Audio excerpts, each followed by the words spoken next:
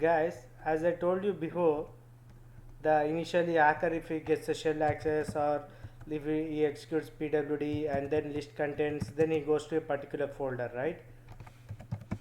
And let's say why he goes to inside the folder, guys, to find out. Again, after going to a particular folder, it won't show all the contents directly. Again, he has to execute ls list to list all the files.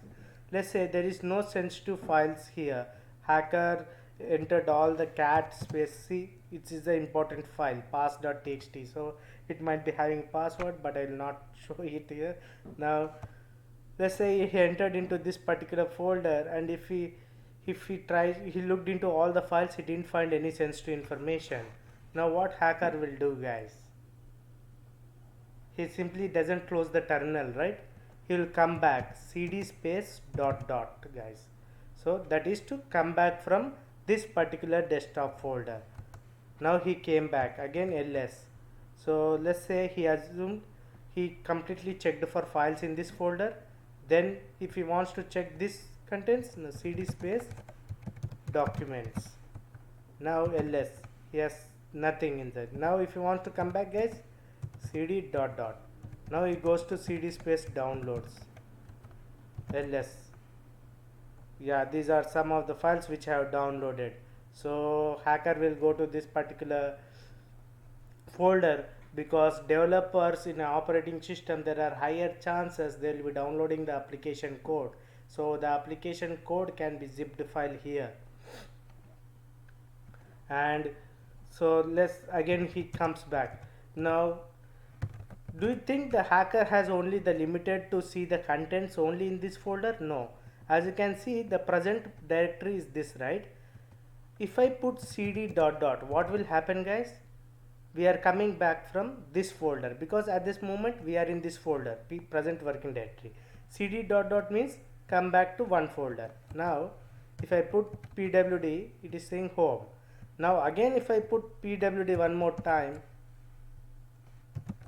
we are different path. Again, if I put, sorry guys, I am mistaken, like if I put cd dot dot, I came back to one more folder.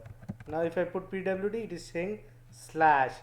Slash means it's the root folder. Remember, guys, the root folder. So now if I put ls, it is showing the all the important folders. That means here, can you see, guys, it's a root folder. So if I want to go to that particular cd space root, permission denied. If you have got shell access, sometimes you can directly see the contents without any issues, guys, because the service will be running as a higher privileges, I mean http service. So that's the approach.